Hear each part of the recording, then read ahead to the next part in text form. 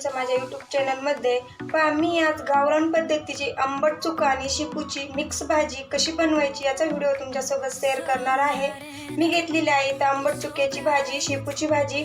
आपल्याला आंबट चुक्याची भाजी जास्त घ्यायची, शेपूची भाजी कमी घ्यायची।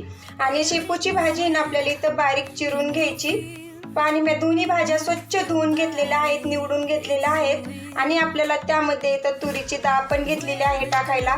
तुरीच्या डाळीऐवजी तुम्हाला हरभऱ्याची डाळ, मुगाची डाळ पण वापरू शकता। चला तर आपण आता ही भाजी चिरून घेऊया। अशा पद्धतीने एकदम बारीक मी इथं शेपूची भाजी चिरून घेतलेली आहे। पहा, ही भाजी जर चिरून नाही घेतली तर ही पटकन शिजल्या जात नाही, त्यामुळे भाजी चिरून घ्यायची। आपली आंबट चुक्याची भाजी पटकन शिजल्या जाते। मी इथं अगोदरच 1.5 तांब्या पाणी गरम करायला ठेवलं होतं। आपल्याला इथं जास्त पाणी गरम करायला ठेवायचं, कारण की आपली आंबट चुक्याची भाजी नाही आंबट असते आणि आपल्याला त्यामधले ना पाणी काढून घ्यायचं असतं आंबट, त्यामुळं पाणी इथं जास्त ठेवायचं शिजायला। आता दोन्ही भाज्या आहेत ना आपण पाण्यामध्ये टाकून एक 10 मिनिटं भाजी शिजून घेणार आहोत। फुल गॅसवरती शिजून घ्यायची भाजी। पण आपल्याला तुरीची डाळ सुद्धा त्याच्यामध्येच टाकायची शिजायला। हे मिक्स करून घेऊया आणि झाकण ठेवून भाजी शिजून घ्यायची।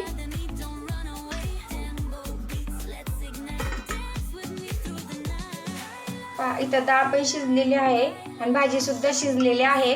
आणि आता आपल्याला ह्या भाजी मधले ना सर्व पाणी काढून घ्यायचं। अजिबात आपल्याला पाणी ठेवायचं नाही, हे पाणी ना आंबट असतं, त्यामुळं अजिबात पाणी ठेवायचं नाही। पाणी जर राहिलं नाही तर भाजी इथं आंबट लागते जास्त, त्यामुळं आपल्याला हे सर्व पाणी आता ओतून काढायचंय। सर्व आंबट पाणी मी इथं भाजी मधले ना काढून घेतलेलं आहे आणि दुसरं पाणी टाकलेलं आहे अर्धा ग्लास। आणि आपल्याला भाजी ना अशा पद्धतीने सर्व ती बारीक करून घ्यायची। आणि याच्यामध्ये ना ज्वारीचं पीठ टाकायचं 1 चमचा अशा पद्धतीने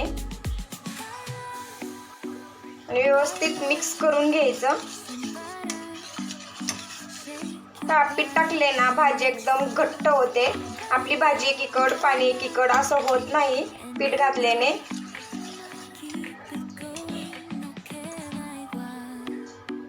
हिरवी मिरची, लसूण, मीठ याची बारीक पेस्ट बनवून घेतली होती, ही सुद्धा आपल्याला 1.5 चमचा याच्यामध्ये टाकून घ्यायचं।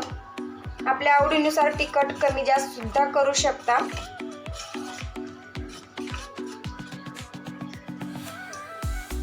आता परत अर्धा ग्लास पाणी टाकून घ्यायचं।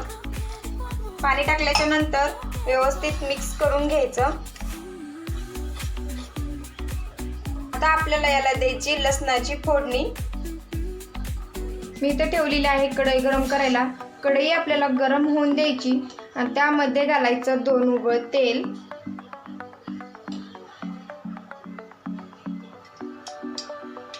तेल आपल्याला कडकडीत गरम होऊन द्यायचं। आणि मी अशा पद्धतीने भरपूर असा सारा लसूण ना नकलून घेतलेला आहे। इथं आपल्याला आता फोडणीला ना लसूण जास्त वापरायचा। लसणाचा कलर चेंज होईपर्यंत आपल्याला तेलामध्ये तळून घ्यायचा आहे पहा लसूण। आणि त्यामध्ये घालायचे थोडेसे जिरे।